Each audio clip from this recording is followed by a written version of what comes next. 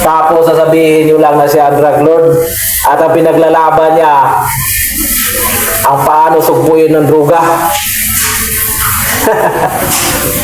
Para sa akin lang, sa mga taong hindi namumulat.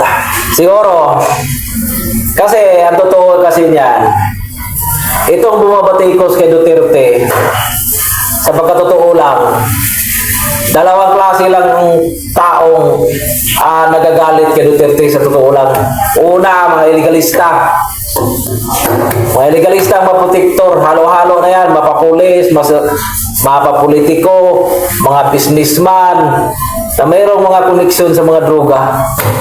Yan, konektado yan lahat, kunik-kunik yan. Pangalawa, yung namamatayan sa war on drugs, ang mga konsentidor ng mga magulang na ayaw nilang ipasuko ang anak nila o konsintihin, itatago. Yan, ayaw magpigilan, ayaw sabihin na tigilan mo na yan kasi nga nagpaka-aktor. Akala siguro nila na kaya nilang pantayan at higitan si Pablo Escobar. Alam niyo ba kung sino si Pablo Escobar? Siya ang legendary na drug lord sa buong mundo. At lahat ng mga shipment niya, pera galing sa illegal, hanggang ngayon pinaghahanapan ng otoridad kung saan niya inililibing. Ganyan ang mga estilo ng mga totoong illegalista. I-search niyo Pablo Escobar, legendary drug lord sa buong Pilipinas, ay sa buong mundo, hindi lang sa Pilipinas.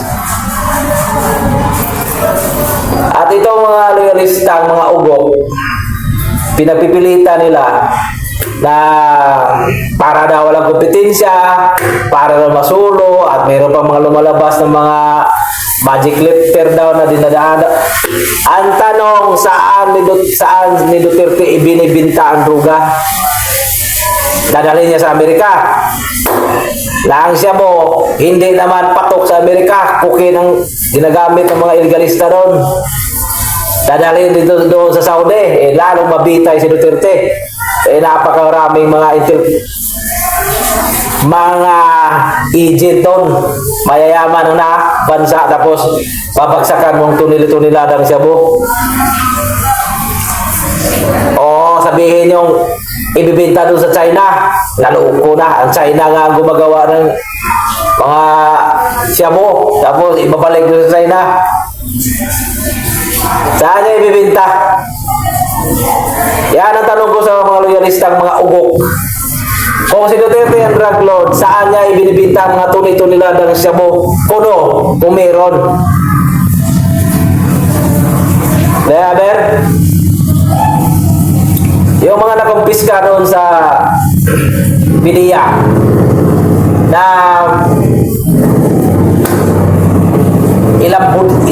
isang budiga yan na puro mga naka-record na nahuli. Puro budiga yan, naka-record. Kung panahon ni Duterte kung siya ang drug lord, bakit hindi nga ibininta yan? Bakit hanggang ngayon naka-exhibit pa rin yan ng mga ebidensya sa loob ng budiga sa media? Aber, sagutin nyo ako. Matatalino kayo, mayroon ba kayong tama pag-iisip? Kung si Duterte ang drug lord, bakit hindi niya ibinibinta lahat ng naka-exhibit dyan sa PDEA, sa budiga? Kaya naman gawin yan. Confidential yan. Wala nakakalam kahit sino. Pwede lang sabihin nila na nandun na, itinatapon na sa dagat. Ganon lang. Wala na. Sino pang maglakas alamin kung nasaan na yung isang budigang Shabu?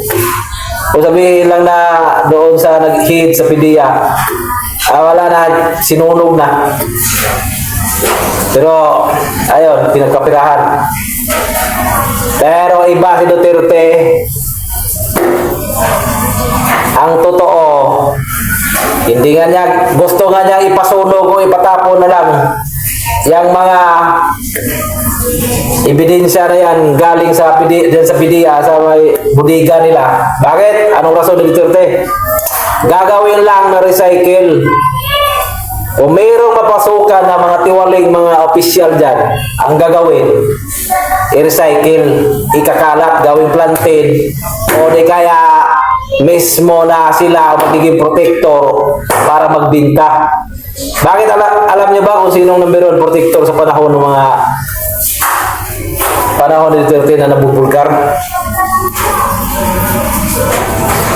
Hindi mabilang mga pulis na protector sa panahon na nahuhuli sa war on drugs. Halos na mayroon ng protector, mga pulis, at mismo pa ibang mga pulis ang nagbibinta ng shabu. Kaya mga taong walang alam kung anong kalakalan sa sistema na war on drugs, sabihin lang niyo agad, mga tao yan, ijiki, okay, ulo, ijiki. Isang linggong babala bago ang uplan tukhang. Pizza 14, 15 at huling deadline 16, 16. Isang linggong babala. At hindi lang yan babala, mula pang hindi pa naupo si Duterte, yan na ang kanyang plano at plataforma kung siya ang tatanghaling magiging Pangulo. Tapos ang titigas pa rin ang pagmumukha mo. Gusto mo pang paabutin ng katigasan ng mukha mo sa 18, 19 na babala, hindi ka pa rin susuko. Anong tingin mo sa batas? Alipin mo?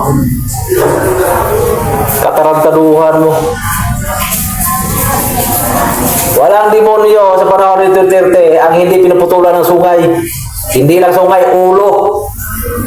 Kaya nararapat lang, deserve mamatay ng mga kriminal, mga konektado sa duga. Eh, wag tayo magpaka-ipokrito. Sasabihin natin na hindi daw makatao ang ginagawa ni Duterte.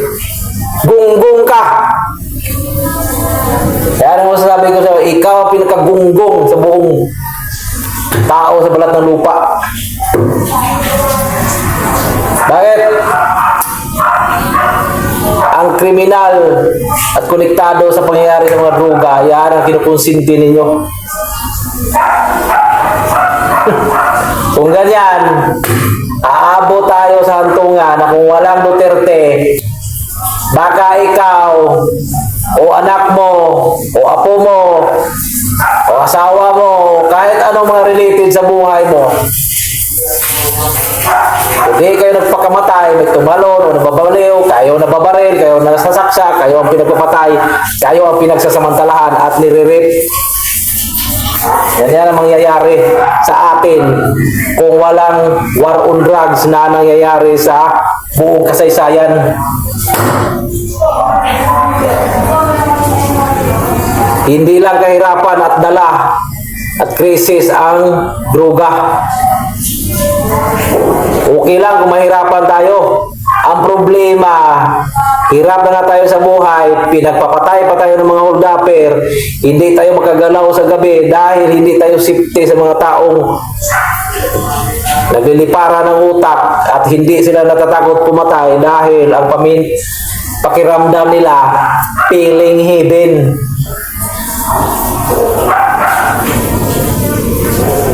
Sa tingin mo, sa panahon ngayon, kung naglalakad ka sa kanto dyan, sa tingin mo pakiramdam mo, safety ka? Naglalabasan na naman ang mga dating gawain ng mga illegalista. Lalo na sa mga mababang uri ng mga taong nalululong na naman. Wala tayo papakipok nito, sabihin nyo na alam mo yan kasi ginagawa mo yan. Kaya nga tayo nag-surrender para magbago. Tapos ngayon, wala na ni Duterte, magpapatapang-tapangan ka, tapos sabihin mo na, ganyan. Hindi mamamatay ang apelidong Duterte at habang buhay tatatak sa kasaysayan ang pangalang Duterte dahil mayroon pang anak, apo at mga pamangkin. At kung doon ako namulat sa kamalian ko, yan ang ipaglalaban ko ngayon. At kayo mga bulag at mga ipokrito na walang mga utang na loob,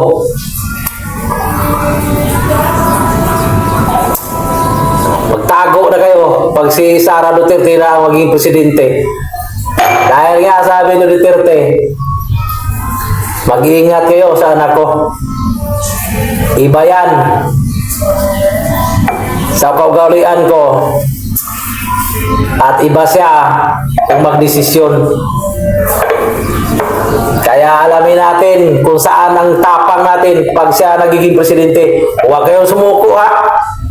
Salubungin nyo ang bala ng mortar. Isyo ngayon.